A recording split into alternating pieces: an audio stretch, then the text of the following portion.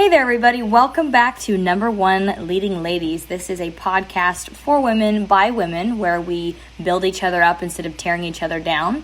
And today we have a special guest with us, Stephanie St. Pierre. Stephanie, will you please introduce yourself to our audience? Hey, everybody. My name is Stephanie St. Pierre, and I am an independent insurance agent for St. Pierre Insurance Agency. And I'm also the agency manager there, so I handle a lot of our business development strategies and retention and growth and all that good stuff. So I'm excited to be on today. Well, thank you very much for taking the time. We are at this time still in quarantine, or as I like to call tyranny. Yeah, it's been interesting. Because, I mean, we're not sick. Like, people that are put in a solitary confinement that are sick, that's quarantine. But it's just everybody. So, we're obviously getting used to the new norm, and I'm very thankful for having already put together a podcast because we can do it, from anywhere. So we're both at home, like we're supposed to be. And, this is going to be about a 30-minute long interview. And there's really just 3 questions that I really ask consistently to everyone on the show.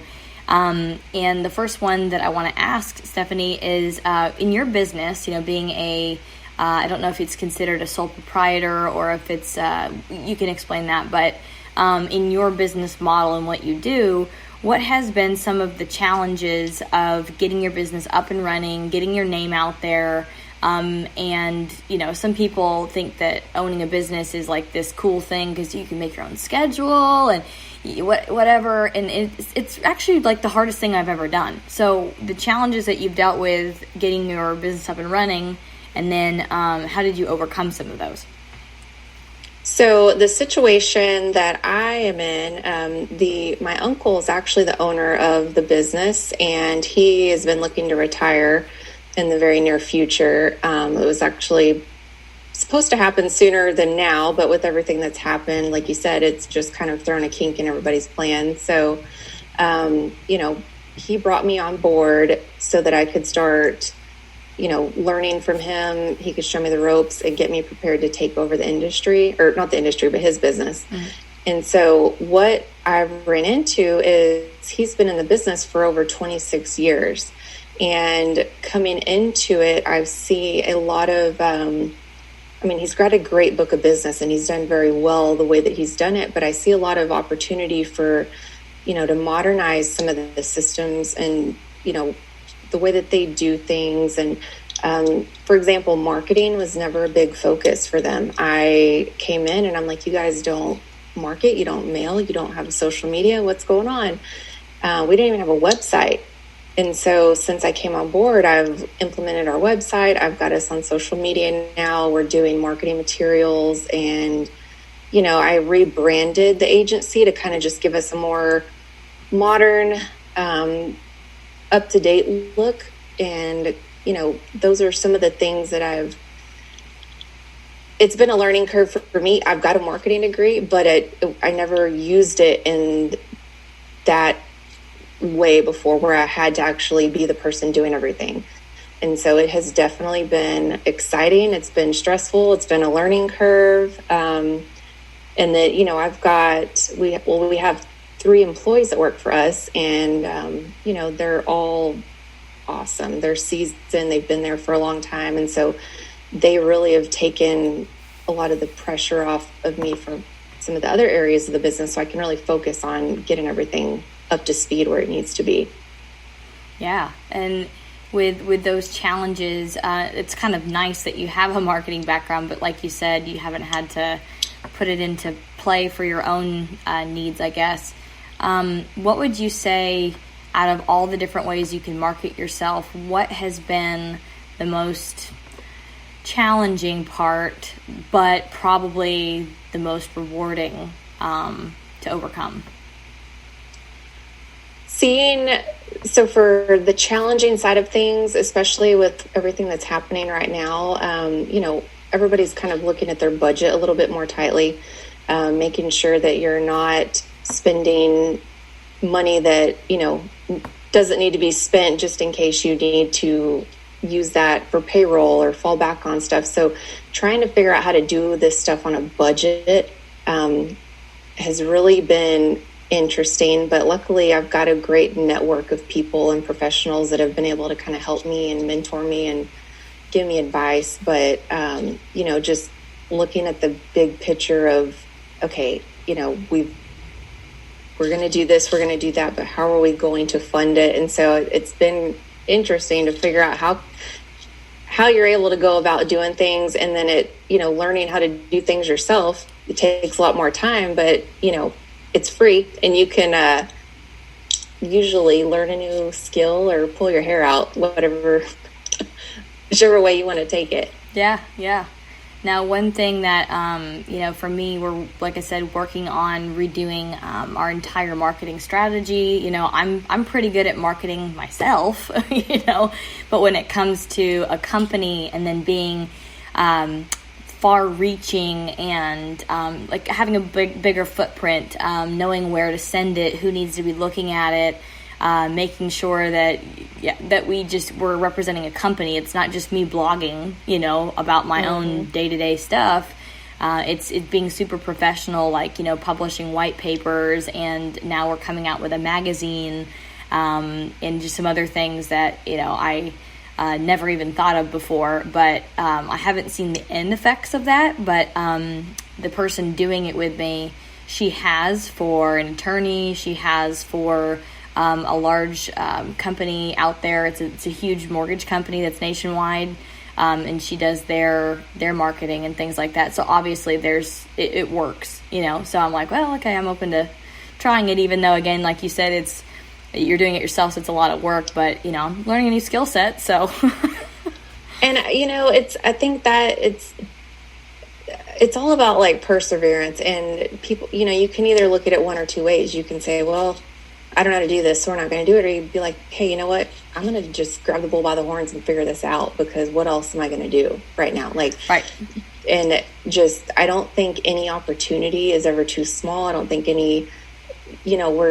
we're so underutilized sometimes. And I get excited when I learn something new, and I get excited, regardless how big or small it is, you're constantly building more skills into, who you are and what you can bring to a company or just people in general. I've learned a lot just about people within this process, and knowing who I can reach out to for help, who is just trying to make money off of me, and seeing who my network really is. And then down the road, I know really who I can rely on. And it's been challenging, but it's been awesome at the same time. Yeah. So I don't know about you, but, for me, the way that I grew up and the way that, I'll just say the way I grew up, right? And with the types of parents I had and the generation that they came from, I'm not alone in thinking this way, but, always thinking that there's some kind of shame in reaching out for help, or there's kind of, you have to do it all yourself. For me as an independent female, I always kind of think that way first. I always am like, oh, I can do this on my own and just, stick with it and whatever. But, really one big lesson that I've learned in this quarantine thing is just that, obviously you can't go out there and make new relationships. There's certain sales I cannot close right now because they're still currently in an old business model that needs to change. So we're working on that. But, but what I do have and what I want to focus on is, reaching out to people that are essentially referral partners, or people that you've already done business with, or people that, like you said, it's a reciprocal relationship. It's not just one-sided. Figuring out a way that I can ask for help, but also offer to help too. So I'm already putting forward, hey, what can I do to help you? And then just knowing that the rest of it will work itself out. That's been huge. In this time, we have to lean on other people if we want to still work. So yeah, and I'm glad you brought that up, because you're regulated, and so a lot of people could say, oh, refer a friend, get 20% off, or this or that, and we don't have the ability to do that. So I have had to get creative, and how can I expand my reach and give something back? And one of the things that I've found to be the most effective, and that people, are happy to have you do is just cross promoting. Yeah. And I'm like, every time somebody helps me out, I'm constantly trying to blast their name and let people know, hey, they helped me out, give them a shot. And, anything I could do to help people bring in more business, especially right now, just it's something like small businesses have to stick together. And that's a good way to, rely on your network to do that. Yeah, absolutely. So like that entire magazine, the idea behind it, I think it's genius. But again, right now it's like trading things of unequal value, almost like bartering, is really important. So what it is every single person I've reached out to, they're like, well, how much does it cost, per month to be featured, in an article? And I was like, nothing. It doesn't cost anything.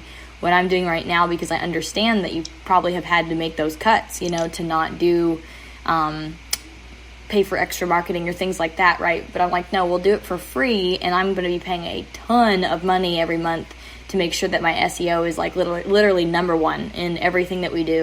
Because we want to take advantage of the internet right now, because that's where everybody is right now. Every freaking buddy is there, whether they want to be or not. Like even my dad, who hates the phone and hates the internet and can't figure out email, he has to. So, but that's where everybody is. But so I'm like, so I'm doing that already with my company. Well, what I'm going to do is feature you, and then in exchange, basically, I forgot what I was going to say. I just totally blanked. So I'm letting them be in that magazine for free is what I was trying to say. So, helping them out and to cross promote them in my content. And what's great is that it adds just more legitimacy to what I'm doing.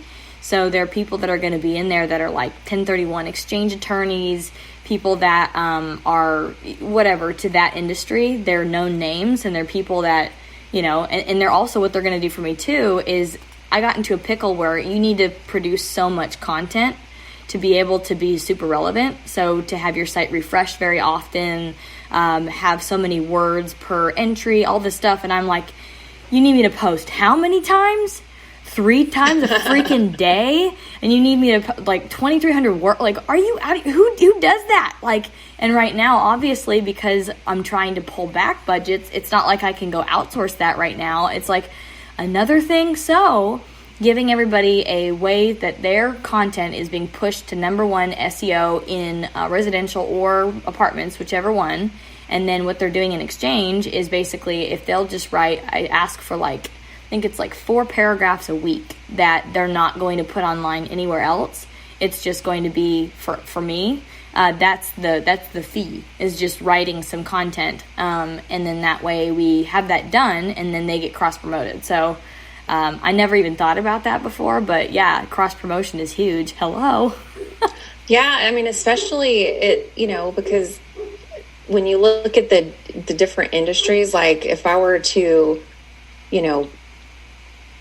if somebody came to me wanting to know more about real estate investing, your website or, your name would be the first one that comes to mind, because I don't know anything about real estate investing, but I know you're the guru at it. So with that type of stuff, it's, just knowing and building those relationships it can really take you far, and, having a way to be mutually beneficial, and just really figuring that out and getting it down to a science.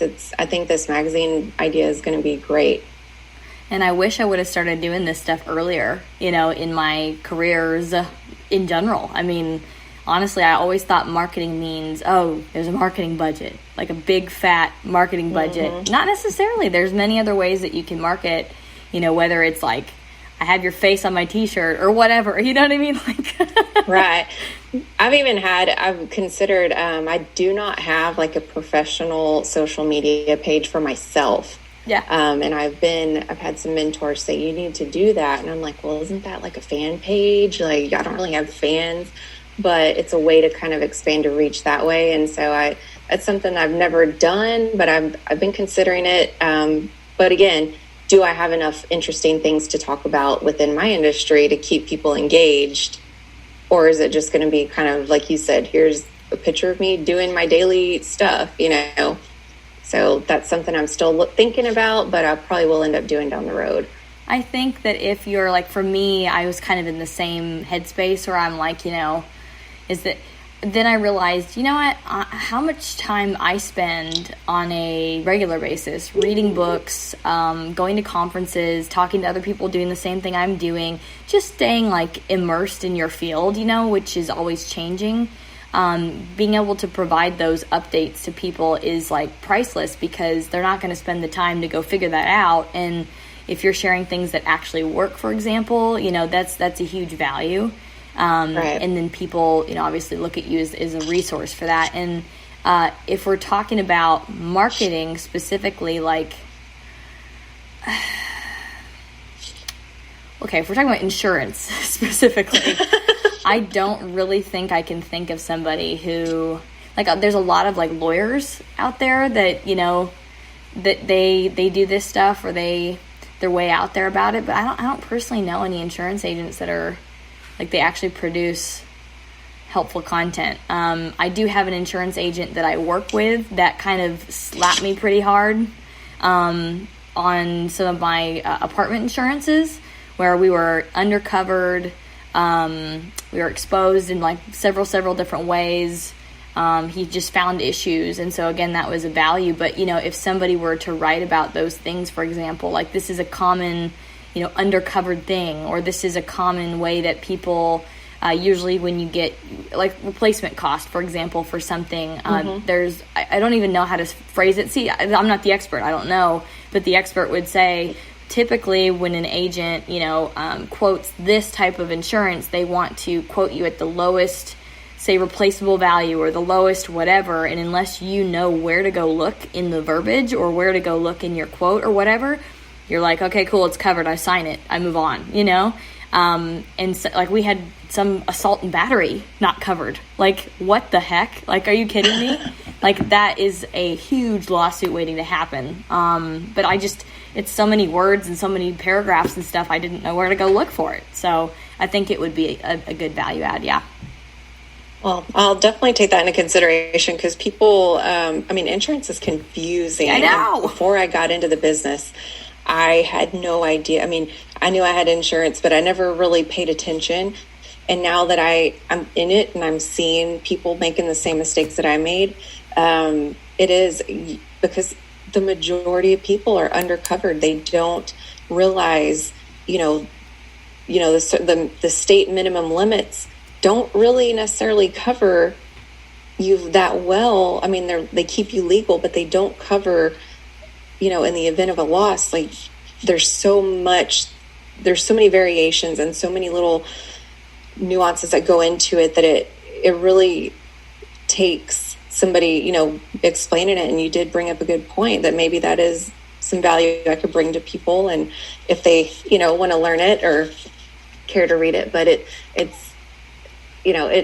it's crazy whenever you look at things and you look at your policy, and then you realize, oh my gosh, if this would have happened, that wouldn't have been covered. I would have missed out on this opportunity to make a claim, or, and it's definitely, a very, very important thing to have. And so we do take a lot of time to explain to our clients, make sure that they know exactly what their coverage is and everything. But a lot of people, don't get that type of service.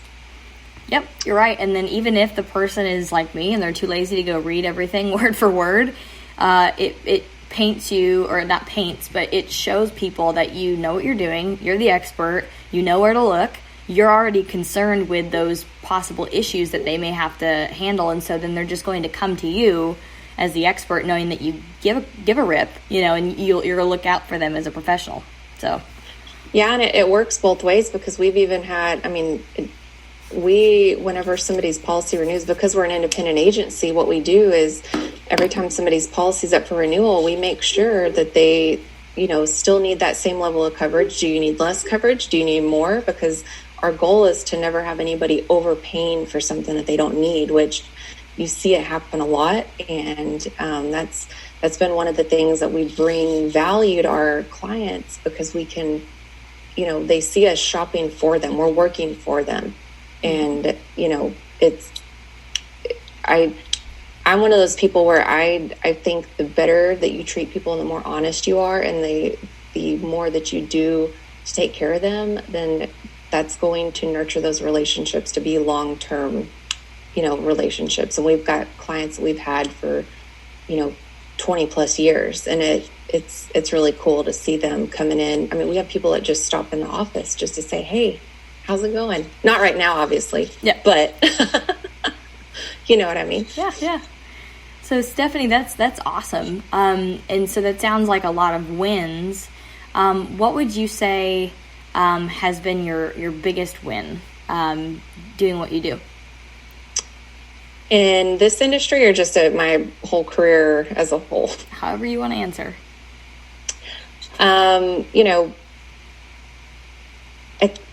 When I look at the big picture of where I've been, where I've come from, everything I've been through, it's learning and accepting perseverance and knowing that when you get hit with things and life is going to have its ups and downs. Obviously, we've all experienced it, but just knowing how to navigate those things and understanding, okay, this is going to happen, but there's a lesson for me to learn in this, and how am I going to come out of it on the other side, has been a huge impact in the way that I look at life in general, but also professionally. I have had more obstacles and situations that I wish that I never had to encounter, but everything, when I look at it in hindsight, every single thing that I've had to encounter has made me ready for the next step that I'm taking on. And with this new venture, I started in this, I got licensed back in July of last year, and, kind of stepped into it in November, and it's just been super rewarding to see, that I'm in a role now that I can actually do good for people. I'm doing something that is good for them, and I'm not in a high pressure sales situation anymore where I'm just constantly trying to hit a number, because we're client based, we're not number based, and it's makes such a big difference in the way that you conduct business. Yeah, I agree. It's a good win. What would you say has been your biggest lesson? Learning how to look at myself as a professional, and in a sense of, as a woman, I know you're going to understand this, because working in the business world, especially a lot of male dominated business, industries, there's so many more struggles that it's not that I'm not a feminist. I'm not, trying to say that we don't have equal opportunities and stuff, but there are a lot of obstacles that women have to overcome. And, when I first started out in sales and stuff, I would get very demotivated by things and looking at the way I would be treated in certain situations that I didn't necessarily think was fair, because, my male counterparts weren't being treated the same way. And it really took me taking a step back and also talking to some, trusted mentors that I rely on a lot, and looking at it from a different perspective is, how can I take this take this challenge and turn it into an opportunity and leverage it? And, as women, we have a very unique opportunity to do things that men can't do. In a sense, we bring different things to the table, and we have not a better way, but we have a different way of communicating with people, and learning how to leverage that instead of just trying to be one of the guys. Embracing being a woman in business has been a huge opportunity, and, probably the best lesson that I've had to learn the hard way. Yeah, wow. That's a huge one. Yeah. Yeah. Wow. I just was talking to somebody about that yesterday, actually. Being one of the guys, because I grew up, kind of being one of the guys. Like, I still go like camping, and I can flip, you know, from being like super feminine to being like, you know, living under a tree, you know, like me too. one to the other. But like you're saying, it's especially like I don't know specifically exactly what you mean by what we have or how we communicate. I think was one thing you mentioned as a woman that's different. But for me, the biggest thing is like having these amazing instincts, you know, having the ability to trust your gut. That's something that when it comes to finding a good deal, when it comes to finding a good partner, when it comes to investing, when it comes to lots of decisions that are very critical decisions, there's just like an innate ability that we have if we will listen to our gut feeling or listen to our intuition, as I mean to say, it's spot on, you know, every time without you even having to know all the facts, you know. So that's one thing. A woman I interviewed a while ago that in her late 60s, that was her biggest lesson, is she was like, oh my God, I keep seeing these guys pass me up using my same ideas that I came up with, you know, way before they ever did, because I was always an early adopter. And then I learned to quickly quit ignoring my intuition and go with it, you know. So we do have that, yeah. Yeah, and it's, you know, my intuition, I think you know this already, but I was in the Marine Corps, right? So I was always surrounded by gut, but it's you basically, you learn how to hone on to your intuition, or hone in on your intuition in that environment. But just taking those type of things, and, you know, what is it? They call it the woman's sixth sense or something, but you know, it's basically, it is something that we have that I think is special. And, you know, figuring out a way to, I guess when I say communicating to men, it's more about, you know, there's a way of doing it, because I'm sure you've dealt with the objectification side of things also. Yeah. And, you know, it's... yeah. And it's funny because, you know, you as a professional want to expand your network. You want to have business meetings or cocktail, your happy hour, whatnot. But it's hard to do that because oftentimes it's, you know, they've already implied it as a date. And you're like, this isn't a date. We're talking business, but it comes off that way.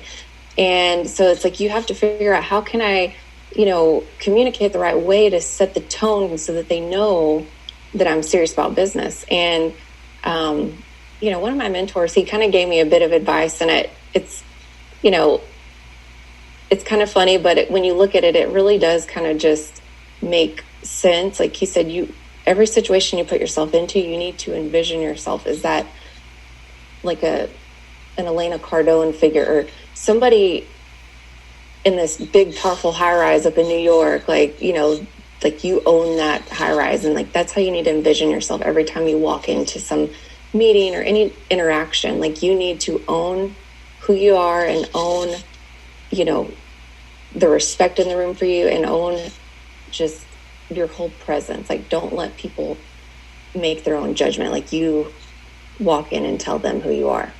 Right. And I thought that was really cool, just because of the way it translates. You know, I'm sure if you've ever walked in a room before and kind of been like, well, you know, not sure how you want to interact yet, but then when you put yourself in that mindset, it just makes a big difference in the way that, you know, you feel and your confidence, and the way that people approach you too. Yep. Yeah, it makes 100% difference. And, you know, what's interesting about, you know, getting with the times and having to do Zoom webinars and all this stuff, you know, I am trying to look at the good at everything, and there's just many good things about, you know, doing this online, you know, never being late to anything. I don't have to dress a certain way. The you know, air's not as polluted right now because we're taking a pause, like all these good things. But another thing that I thought of that someone else had said also the other day, that I was like, so it's not just me, that I think this might be part of a great equalizer. So for example, when I go, you know, have dinner or lunch, or, you know, just a coffee, or shoot, I'll be at a big event. It doesn't matter where it is, and I, talk with another gentleman or a gentleman who is like a broker, and they're looking to sell a deal, and I'm looking to buy the deal. And that is all I'm looking for. Those body language advances and, the way they stand and just certain things that, start that interaction that I'm just like, I just don't want this. I don't have to deal with that on Zoom. Like, this is like the great equalizer. You can't see anything that's like below my shoulders pretty much. So you have to look at my face. And if you want to do business right now, this is just how it needs to be done. So, it doesn't matter. I can't come into your office. I can't come bug you. I can't take you out for drinks or vice versa or whatever. Like, this is it. So, I kind of like that right now, that they either call me or we Zoom, and that's it. And if they want someone to buy their deal, I've been serious and I have been buying for a little over a year or 2 years now, or whatever it is. I'm a legitimate person, and if you want to sell it, let's get on the phone or the Zoom. Yeah, I think that I've had several Zoom meetings during this lockdown, and it's, I never really did it before, but now that I'm starting to like it too. I really do like obviously I like face-to-face interaction also, but I do like the element of maybe, what would you call it, security that you get, or, just that little bit of distance to keep it professional. Exactly. That's the other side of it too, because I was going to say, who have I actually seen during this time period? It's like the person that I'm dating, a couple of close friends who, like, I'll go to their house and they had like a little get together for their daughter's party, so it's like personal interactions are when I'm in person.